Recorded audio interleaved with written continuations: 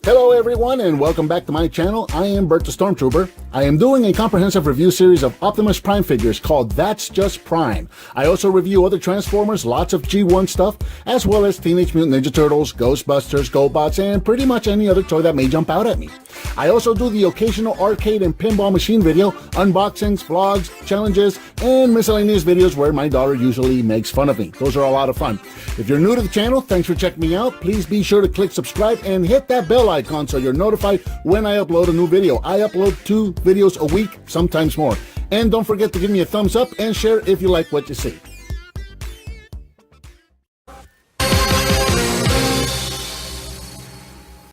Hello and welcome, I'm Bert the Stormtrooper, and today we're going to be taking a look at a fun little custom that I just got done working on of a cartoon or TV show accurate Shredder figure.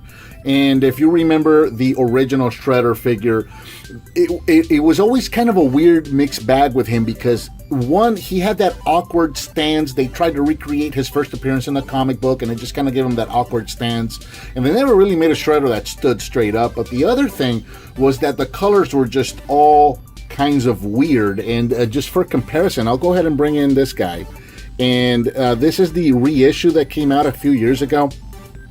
So there's some minor changes in the mold. They did straighten out one of his legs and they kind of spread his arms outwards a little bit, but the colors are the same. So you can see what the figure would have originally looked like, where all of his armored blades were blue, his helmet was blue and purple, and he had no shirt. And that just always seemed like such a weird choice to me. It just made this villain look so uncomfortably weird.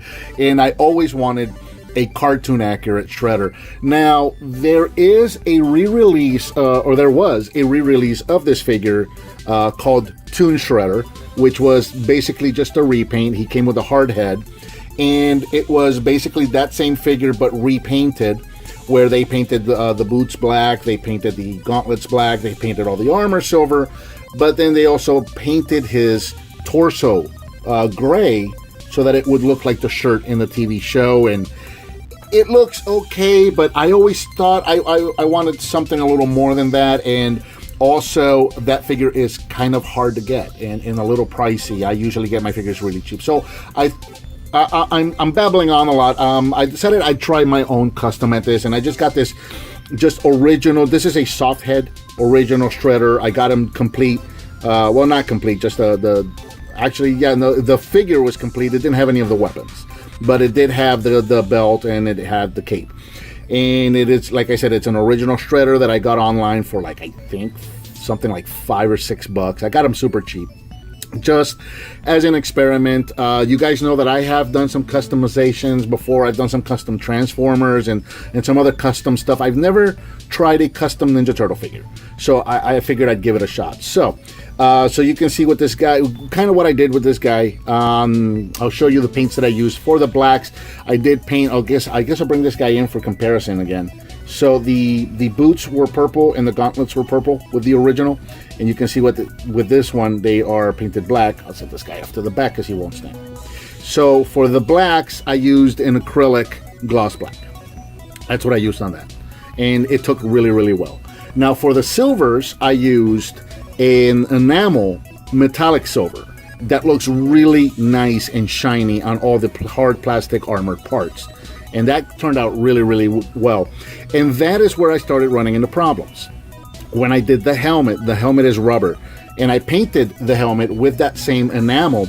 And after about 3 weeks, it still had not dried. You could still touch it and the paint would come off. It was sticky, tacky. The paint would come off on your fingers.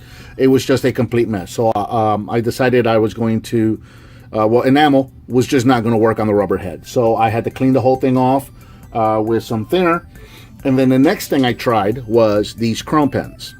And these chrome pens looked beautiful. It's also what I used on the sword. So if you can see how chromy the sword looks, that's what I use. This is what I used on that. I used this on both the sword and the helmet, and it looked absolutely gorgeous. And if you've seen some of the pictures that I posted on Twitter earlier last week, that is what is on the helmet in those pictures, because I took those pictures like the morning after I had painted it. The problem with that was that after about a day or two, the paint on the helmet, again, the rubber piece, all started flaking off.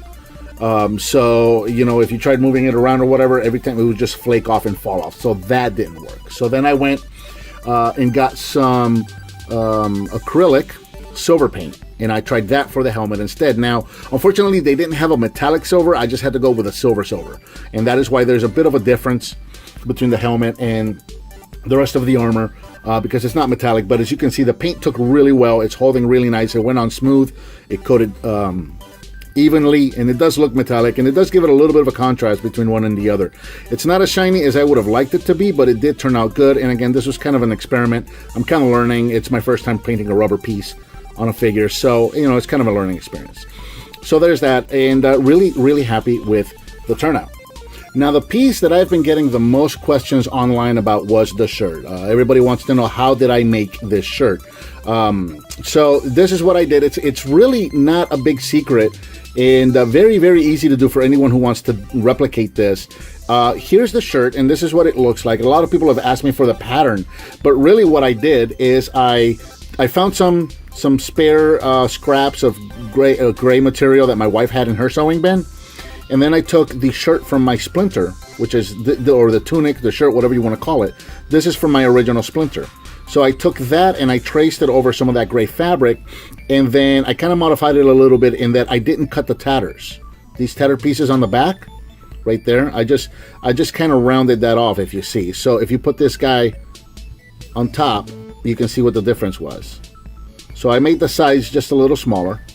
And this was all trial and error as well. At first, it was cut just as wide, and what would happen was the fabric would wrap over the armor. So then, you know, I cut it a little more, and I cut it a little more until I got it just where I wanted it. So that's what I did. I just basically traced Splinter shirt over some fabric, and I rounded off the back, and then just kind of started cutting away until I got the size that I wanted. If I was going to make this again, which I would like to try another one of these, it's just that we don't have this material anymore. I think I'd like to try making the front a little longer and square at the bottom, so that he would have that flap at the bottom, like he had in the cartoon. So if I try this again, that's going to be a difference. That's something different that I'm going to try. And I've done it again. I got one of these KO knockoffs movie Splinters that I think look really nice, except that they don't come with a shirt. So I just found some tan colored fabric scraps, and I did the exact same thing. I cut him another shirt. Now this one does have the tatters, as you can see, and it is a little wider everywhere. You can see it's got the sleeves. This is what was happening with Shredder on his shoulders with the original cut, was that he was having sleeves. That's why I had to narrow down these corners here, or edges, or whatever. So that way it would actually expose the armor. But there you go. You can make yourself some replacement Splinter shirts even for this figure. And here's one last look at this custom Toon Shredder. Yeah, pretty happy with it. I've learned some stuff, like don't use enamels on rubber pieces for a figure, so that's a hard lesson learned there. Fun, easy repaint little project there, and I'm probably going to try stuff like this into the future. I know I've had a lot of comments and a lot of questions about this, so I kind of wanted to just shoot a quick video to, one, show off the work, and two, hopefully answer some of those questions. And hopefully a lot of you guys out there that want to try a custom like this are going to find this video interesting. So yep, that about covers a custom Toon accurate Shredder. What do you think of this figure? Do you have any suggestions of something you'd like to see me review in the future? Let me know by leaving me comments. Give me some thumbs up, subscribe, and hit that bell icon so you are notified when I make a new video. Share with your friends if you like what you see, and I'll talk to you next time.